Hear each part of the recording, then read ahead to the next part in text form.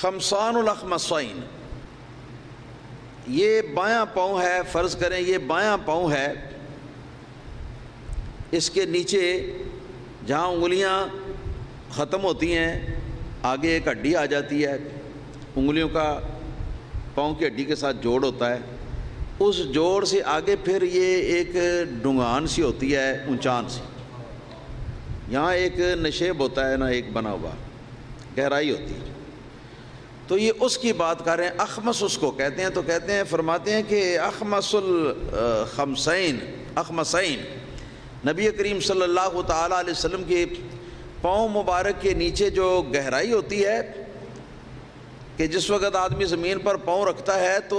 آپ کو پتہ ہے کہ درمیان کا جو حصہ ہے وہ سارا زمین پر نہیں لگتا،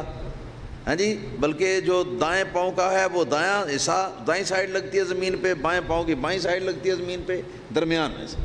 اور باقی جو خالی ہوتا ہے۔ تو یہ نبی کریم صلی اللہ علیہ وسلم کا کہ گہرائی مبارک جو آپ کے مبارک پاؤں کے نیچے ہوتی تو یہ خوب واضح تھی۔ اس کے بعد بھی ایک فقرہ وہ فرما رہے ہیں نبی کریم صلی اللہ علیہ وسلم کے مبارک قدموں کے بارے میں، فرماتے ہیں کہ مسیح القدمین، نبی کریم صلی اللہ تعالیٰ علیہ وآلہ وسلم کے قدم مبارک جو ہے نا، ان کا اوپر والا حصہ وہ گلیز اور چکنا اور ملائم تھا، اور جس طرح بعض لوگ کے پاؤں کے اوپر گڑھے ہوتے ہیں نا، بنے ہوئے گڑھے ہوتے ہیں، چھوٹے چھوٹے گڑھے ہوتے ہیں بعض لوگوں کے پاؤں پر، سب لوگوں کے نہیں ہوتے، تو ان گڑھوں سے یہ پاک تھا، اور اس کے اوپر کسی قسم کی وہ جلد کی پھٹن بھی نہ تھی، اور نہ کوئی جلد کی کوئی بیماری۔ اس طرح تھا کہ اگر اس کے اوپر پانی ڈالا جاتا تو پانی سیدھا آرام سے نیچے اتر جاتا، اور کوئی اس کو ایسی گہرائی نہ ملتی پانی کو جہاں پانی جو ہے وہ تھوڑا سا رک کے کھڑا ہو جائے۔ یہ نبی کریم صلی اللہ علیہ وسلم کے مبارک قدم جو ہے ان کے اوپر کا حصہ جو ہے، یہ اس کا وصف آپ نے بیان فرمایا۔ پھر فرمایا اذا زال قلعا، نبی کریم صلی اللہ تعالیٰ علیہ وسلم جس وقت چلتے تو پوری قوت کے ساتھ اپنا قدم مبارک جو ہے وہ اٹھاتے، جیسے ڈھیل ڈال طریقے سے لوگ قدم، بعض کمزور لوگ جو ہیں وہ قدم اٹھاتے ہیں، یہ صورتحال نہ ہوتی۔ فرمایا یخطو تکفیا،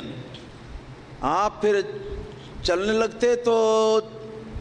چلنے کے وقت آپ کے مبارک جو کاندھے ہیں، یہ سر مبارک ہے، یہ تھوڑا سا آگے کی طرف مائل ہو جاتا، ذرا سر آگے کو ہو جاتا۔